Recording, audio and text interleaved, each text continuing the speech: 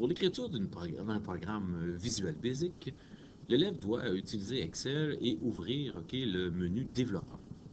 En ouvrant le menu développeur, vous avez accès à deux possibilités d'enregistrer une macro, c'est-à-dire que votre ordinateur va prendre en charge toutes les actions que vous allez poser en utilisant votre chiffrier.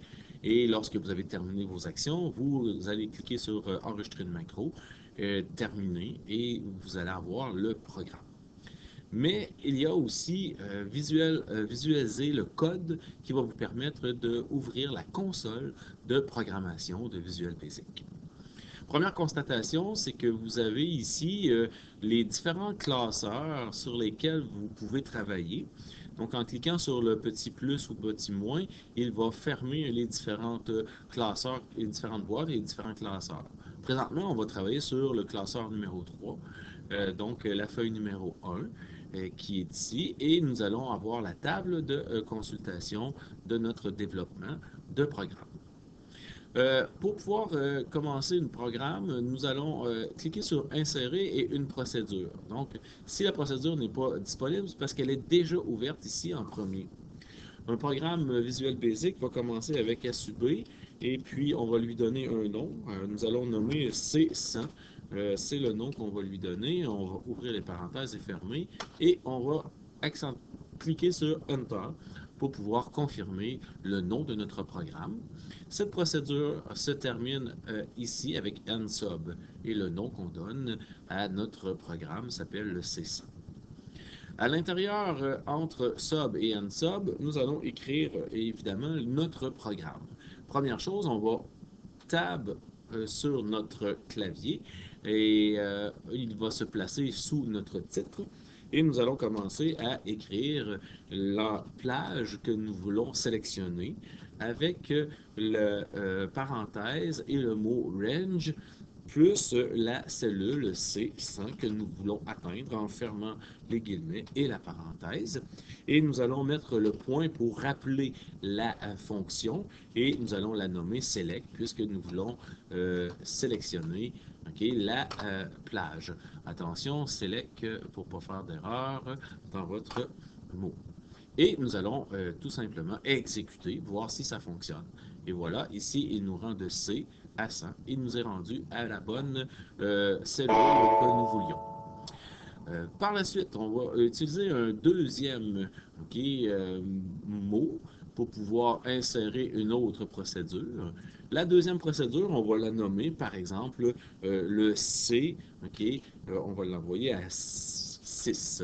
Ce qui va faire en sorte que lorsque vous allez cliquer sur, on a donné un nom à notre procédure, on va cliquer sur oui, et automatiquement, vous voyez, il nomme la procédure avec le nom C6.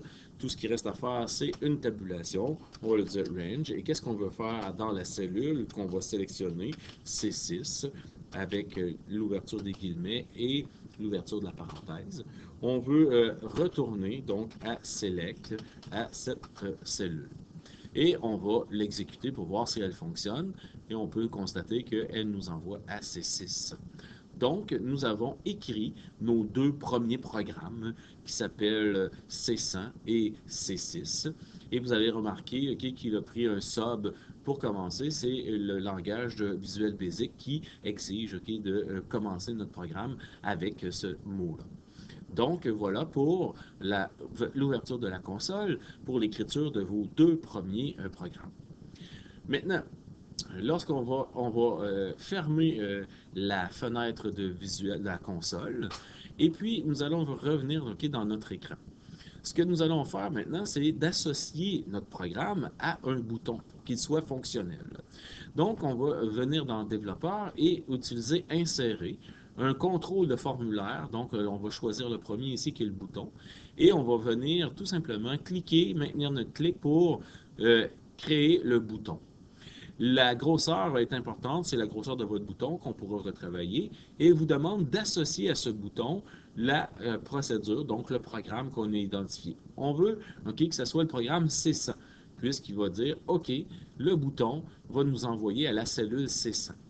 Nous allons double-cliquer pour venir écrire un nouveau titre. Donc, le titre qu'on va donner à ce bouton, c'est « Aller », par exemple, à celle C100, ouais, C100, et nous allons cliquer à côté pour finaliser. Et lorsqu'on va cliquer sur le bouton, maintenant, il nous envoie à la cellule C100. Nous allons insérer un deuxième bouton pour le contrôle formulaire. On choisit le deuxième bouton. On vient ici sélectionner et maintenir notre sélection pour pouvoir dessiner le bouton. On va l'identifier quelle procédure on veut associer. Donc la C6, on va dire OK. Ce bouton-là, on va venir cliquer pour nommer, donc aller à, par exemple, C6. Et on clique à côté pour finaliser notre mise en page. Et maintenant, le bouton est fonctionnel. Il nous ramène à C6.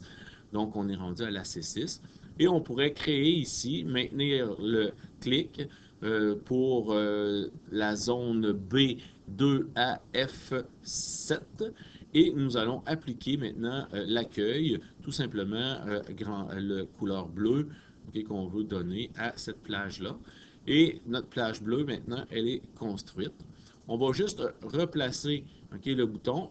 Pour replacer le bouton, on doit utiliser la souris et le bouton de droite avant de cliquer. Et ensuite, on va pouvoir déplacer notre bouton. Donc, faites attention parce que lorsqu'on clique sur le bouton, on a associé une macro à ce bouton-là. Donc, vous devez tout simplement, avec la souris, cliquer sur le bouton de droite pour pouvoir déplacer. Ensuite, on va pouvoir cliquer dessus avec le bouton de déplacement. Donc, attention pour bien sélectionner. Et maintenant, votre programme est fait. Allez à cellule 100, allez à cellule 6, ça fonctionne très bien.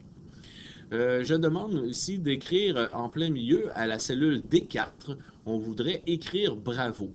Donc, on va revenir dans notre développeur et on va revenir dans notre code.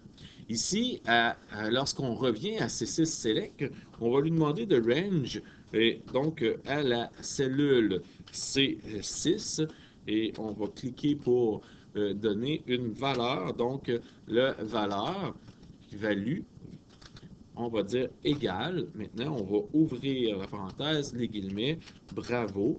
On va fermer la parenthèse et on va l'exécuter pour voir si tout ça fonctionne. Donc, voyez-vous, on va fermer notre développeur. Donc, présentement, bravo va être écrit. Donc, quand on va sur cellule, on va à C6, il va automatiquement écrire bravo. Quand on va peser sur aller à cellule C100, donc il faudrait qu'il mette rien, OK? Donc avec bravo. Alors, on va revenir dans notre développeur. On va ici maintenant C7, donc on va dire OK, il a sélectionné C100. Donc ça c'est parfait. On va dire maintenant sélectionne OK, la cellule C6. OK?